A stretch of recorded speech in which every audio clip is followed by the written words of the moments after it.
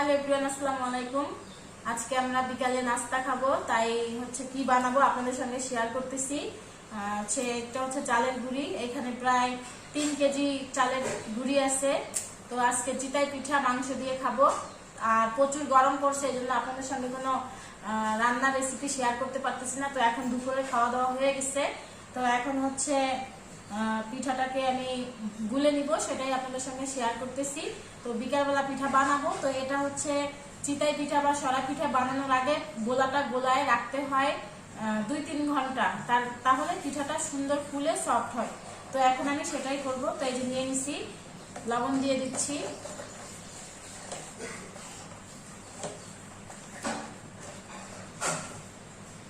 লবণ হচ্ছে পরিমাণ মতন দিতে হবে। নরমাল পানি, কোনো গরম পানি টানি কিছু না। তো ভালো করে গোলাটা গোলায় 3 ঘন্টার জন্য রেখে দিব।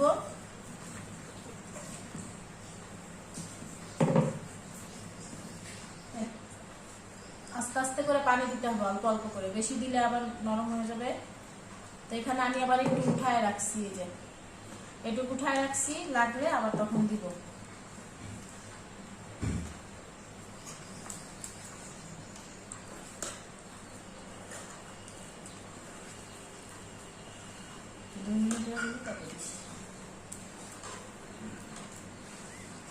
আবার আর খুলনাতে করোনা বেড়ে গেছে, আপনারা সবাই আমাদের জন্য দোয়া করবেন যেন আমরা ভালো থাকি, সুস্থ থাকি। তো এই যে দেখেন, তো এটাতে আরো গুঁড়ি দিব।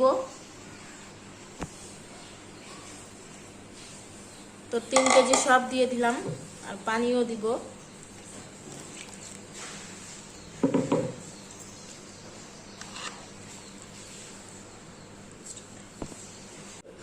তো এই যে দেখেন, গোলা গোলানো হয়ে গেছে। তো গোলাটা কিভাবে পারফেক্ট হবে সেটাই আজকে আপনাদের সঙ্গে শেয়ার করতেছি। দেখেন, তো এরকম করে ছেড়ে দিবেন, দেওয়ার পরে নিচের থেকে বুটবুট করে উঠবে, তাহলে বুঝবেন হয়ে গেছে। তো এখানে পানি আরও লাগবে, গাঢ় হয়ে গেছে এই যে। তো আরেকটু পানি দিয়ে দিচ্ছি।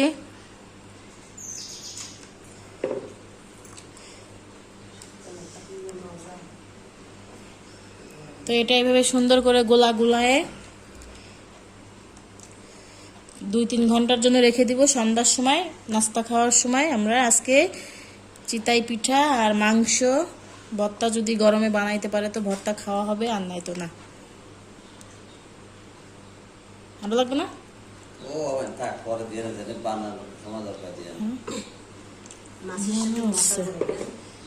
তো এই যে দেখেন হয়ে গেছে গোলা গোলানো, এখন এটাকে ভিজায় রেখে দিব। গোলাটা কিন্তু এভাবে গুলতে হবে সুন্দর করে।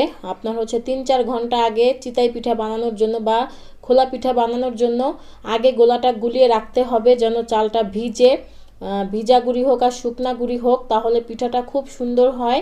তো আপনারাই আজকে দেখবেন যে কত সুন্দর পিঠা হবে, আপনাদের সঙ্গে শেয়ার করলাম। তো গ্রামে আসলে আমি চিতাই পিঠা, মাংস ভর্তা এগুলা দিয়ে বেশিরভাগ পিঠা খাই। চিতাই পিঠা তো আমাদের 2-3 দিন পর পরই বানানো হয় সন্ধ্যার সময়। তো আজকেও আপনাদের সঙ্গে শেয়ার করতেছি। তো প্রথম খোলা দিয়ে দিল, আপনারা দেখবেন। তো আমার আপা ভালো পিঠা বানায়, আমার দুলাভাই। তো আমিও আজকে ট্রাই করব আপনাদের সঙ্গে, আপনারা দেখবেন। তো দেখেন মাশাআল্লাহ পিঠাগুলো খুব সুন্দর ফুলেছে। প্রথম সাজটাই আপনাদের সঙ্গে শেয়ার করলাম। তো দেখেন, তো এখানে আমার বয়স দিতে হয়েছে, আমাদের পাশে মন্দির আছে আমাদের বাসার সামনে। তো সেখানে মিউজিক চলতেছিল, মানে ওরা হচ্ছে ওদের পূজা করতেছিল, সেখানে গান চলতেছিল, তার জন্য আমার বয়স দিতে হয়েছে। তো এই যে আস্তে আস্তে সব পিঠাগুলো এভাবে বানাতে হবে। আর পিঠা বানানোর মূল গোলা হচ্ছে পিঠা আগে, গোলাটাকে আগে সুন্দর করে গুলিয়ে রেখে দিতে হবে ভালো করে ছেনে, তারপরে হচ্ছে পিঠা বানাতে হবে। আর যদি আপনি সঙ্গে সঙ্গে পিঠা বানাতে আসেন, কোনো দিনই সম্ভব না, কারণ আমাদের গ্রামে বানায়, তো আমি সেটা দেখেই বুঝি। আর যতই আপনি গ্যাসে বানান না কেন, গ্যাসের পিঠা কিন্তু এত ভালো হয় না, আমার কাছে ভালো লাগে না গ্যাসের পিঠা, মানে কেমন ব্যাত ব্যাত করে। পিঠা হচ্ছে শক্ত হবে, খেতে দারুণ। মাংস দিয়ে বলেন, ভর্তা দিয়ে বলেন, বা দুধে ভিজানো, রসে ভিজানো, আমার কাছে চুলায় বানানোর পিঠা যতটা মজা, আমার কাছে কিন্তু গ্যাসের পিঠা ততটা ভালো লাগে না। আর আমি কখনো নরম পিঠা খাই না। তো এই জন্য আমি দেশে আসলে প্রচুর পরিমাণে চিতাই পিঠা খাই, আমার কাছে খুব মজা লাগে। সবচেয়ে ফেভারিট পিঠা হচ্ছে আমার কাছে এই চিতাই পিঠাটা, মাংস দিয়ে খাওয়ার জন্য, ভর্তা দিয়ে। তো আপা এভাবে সব বানায় নিচ্ছিল। তো আমি বললাম আমি নাকি পারি না, তো আমি এখন বানায় দেখাবো। দেখেন আপনারা, গোলাটা কিন্তু আমি গুলেছি, আমার দুলাভাই পাশে ছিল, সে দেখায় দিচ্ছিল। তো এখন এই যে আমি গোলাটা ভালো করে গুলে, তো আপা ওইখানে অর্ধেক বানায় দিয়ে গেল। তো আমি বললাম তুই সর, এখন আমি বানাই। তো ও আমাকে দিবে না, কয় তুই পারবি না। তো আমি দেখেন ট্রাই করতেছি, আপনাদেরকে দেখাচ্ছি। তো আমাদের বেলি যেটা দিয়ে আমি গোলাটা উঠাচ্ছিলাম, তো ওই বেলিটা ফেটে গেছে। তার জন্য আবার মগ আনতে বললাম, যে মগ দিয়ে দিতে মনে হয় সুবিধা হবে, কিন্তু আসলে না, মগ দিয়ে দিতেও পারতেছিলাম না, ওই যে বের হয়ে পড়ে যাচ্ছিল পাশে। তো যাই হোক, মাশাআল্লাহ পিঠাগুলা কিন্তু খুব সুন্দর হয়েছে। তো আমরা সবাই মিলে আমরা কিন্তু পিঠা খাই অনেক। আর আমার দুলাভাই প্রত্যেকটা পিঠা খুব সুন্দর বানাতে পারে। পোয়া পিঠা বলেন, চিতাই পিঠা বলেন, যেই পিঠাই বলেন না কেন। আপনারা তো আমাদের সেই পিঠা বানানো দেখেছেন, খুবই মজার একটা পিঠা আপনাদের সঙ্গে শেয়ার করেছি। আর আজকে আমরা চিতাই পিঠা খাচ্ছি। তো এখানে আসছি লকডাউনে, বসে বসে কি করবে, এইটা সেইটা আর কিছুই ভালো লাগে না। ঢাকাতেও লকডাউন, খুলনাতেও লকডাউন, বাইরে তো যাই না। পিঠা দেখেন কত সুন্দর হয়েছে। আমি নাকি পিঠা বানাইতে পারি না, তো এখন মাংস দিয়ে খাওয়া হবে। কত সুন্দর, একটা ভেঙে দেখাচ্ছি, ভিতরটা কত সুন্দর ক্লিয়ার দেখা যাচ্ছে, কত সুন্দর ভিতরটা হয়েছে। সব পিঠাগুলা ফুলছে অনেক।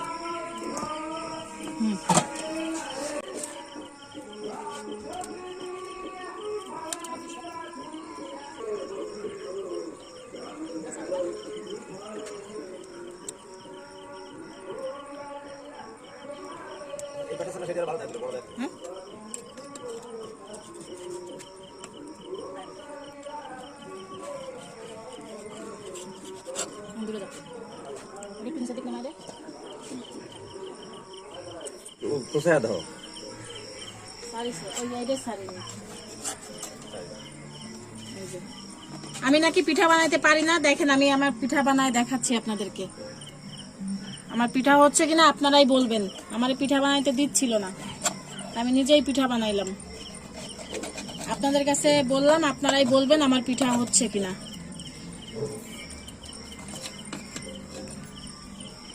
আর এই ছাঁচটা হচ্ছে 7-8 বছর ধরে এই ছাঁচটা বানানো হয়। তো এই ছাঁচটা ভাঙা, তো বাইন্দে টাইন্দে এই ছাঁচটাই বানায়। এরপরে যত ছাঁচ বানাইছে একটা ছাঁচও পিঠা হয় না, তো এটা দিয়েই পিঠা বানানো হয়। আমি আর বানাবো না, যে গরম আমার, দেখেন আমি ভিজে গেছি, এখন ওরা বানাক, আমি তো এখন শেষ পর্যায়ে পিঠা বানানো, আর এক খোলার মতন আছে, তো আপা এটা দিয়ে দিয়েছে। তো আমি আর পিঠা বানাইনি, আপনারা তো দেখলেন আমি 2-3 খোলা বানিয়েছি। তো সন্ধ্যার সময় ভর্তা দিয়ে মাংস দিয়ে খেতে কিন্তু খুবই মজা।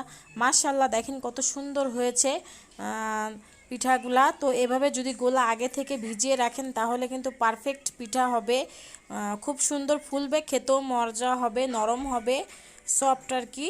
তো এই যে সবগুলা পিঠা বানিয়ে নিল, এখন আমরা খাওয়ায় চলে যাব।